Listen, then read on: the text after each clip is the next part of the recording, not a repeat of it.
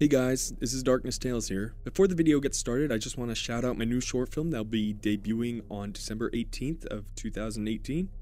It's called The Christmas Tree Farm, and I'll leave a info card as well as a link at the end of the video so you can go check out the trailer for it. And I hope you guys will join me on December 18th for the premiere of the video. With that being said, let's hop right into the story. It was a few weeks ago that the hay bales started creeping slowly away from the house. Every morning when I woke up, each had moved 100 feet from where it was before. I assumed it was pranksters with nothing better to do, and so I ignored it. Within a few days, though, the bales began to approach the boundaries of the farm. I was tired of the whole game by then, and decided to move them back. It took a tedious hour to bring them all from where they were to over near the house again. And by the time I was done, I was ready to snap the neck of whatever little pissant was deciding to screw with me.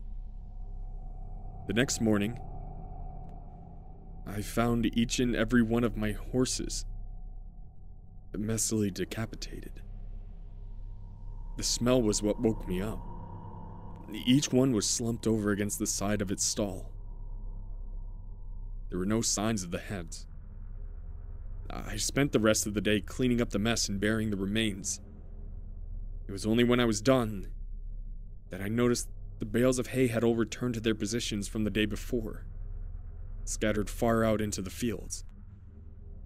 This time, I left them where they were. That night, I sat on my porch with my shotgun in hand and a pot of coffee on the table beside me. I sat for hours, straining my eyes into the field to catch a glimpse of who was moving the hay bales. Finally, I was beginning to nod off. I would have, but just as my eyes began to close, I heard a clamor and a rustling from the trees in the nearby woods. I leaned forward, my heart racing with excitement. I was going to catch the bastard.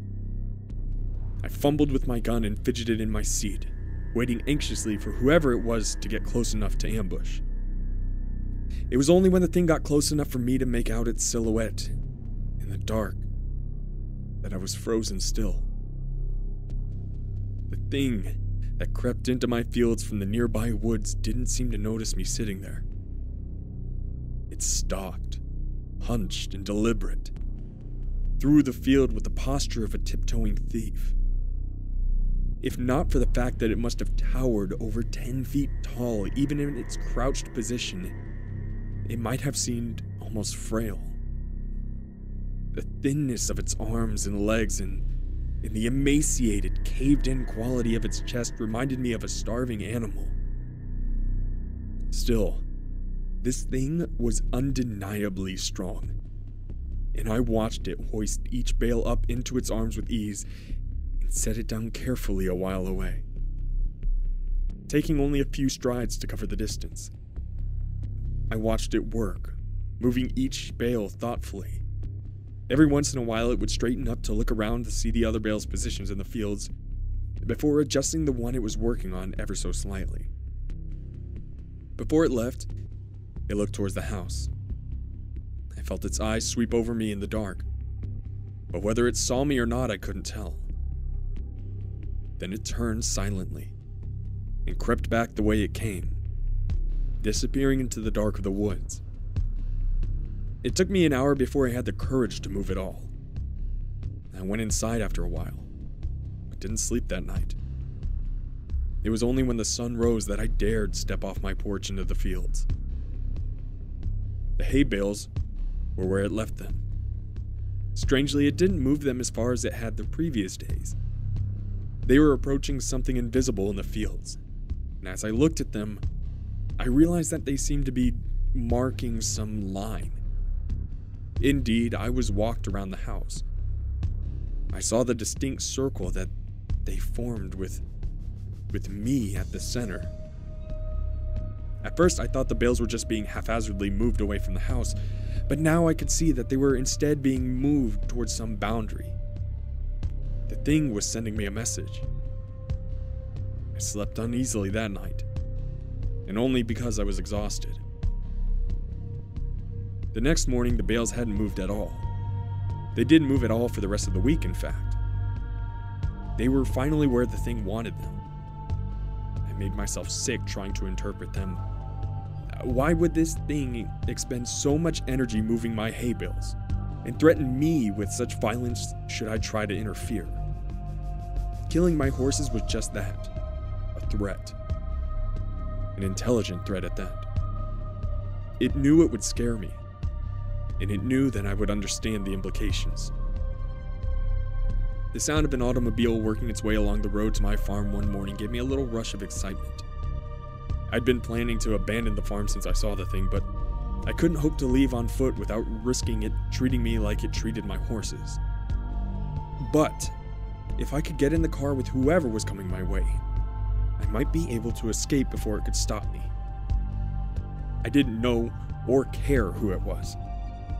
I decided that the moment they stopped the car, I would jump in the passenger seat and tell them to get the hell out of here. I didn't get the chance.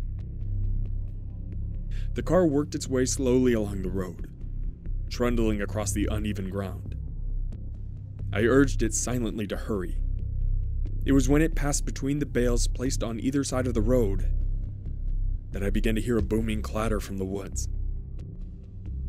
The thing burst suddenly from between the trees, sprinting on all fours of its terrible, gangly limbs toward the car. Within a few seconds it was there, pouncing on the automobile like a predatory cat.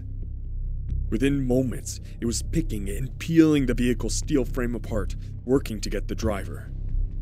The man, whoever he was, screamed all the while, and I could hear him even over the crunching of metal and the shattering of glass. It was only when the thing crushed him carelessly in its hand that the screaming stopped. It tossed him away and straightened up to look at me once again. In the sunlight, I could see the inhumanity of it. It was composed entirely of something awful and alive, which was lashed together in a messy semblance of a human form. Whatever it was, it looked so polished and hard that if it weren't for the minute writhing of the stuff, I think it was made of granite. The thing retreated back into the woods, and I was left in shock. My eyes wandered to where the car sat, the engine still sputtering, between the hay bales. Suddenly I understood. The message was clear. I'm this thing's captive, and I am not allowed visitors. Nothing may cross the borders it set. I'm trapped here by the thing that stalks the fields, and it demands nothing except that I never leave. Still, I don't know if I can handle being that thing's canary. I've been thinking hard for the last few days since I saw it crush that man's chest and silence him before he could finish his scream.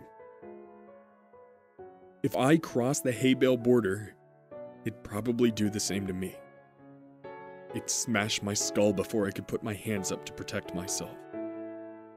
It'd go and find a new pet and probably keep looking until it found someone who could stand knowing that it was waiting just outside, watching it at all hours with its shiny insect eyes. I've been thinking hard for the last few days. I just might make a run for it.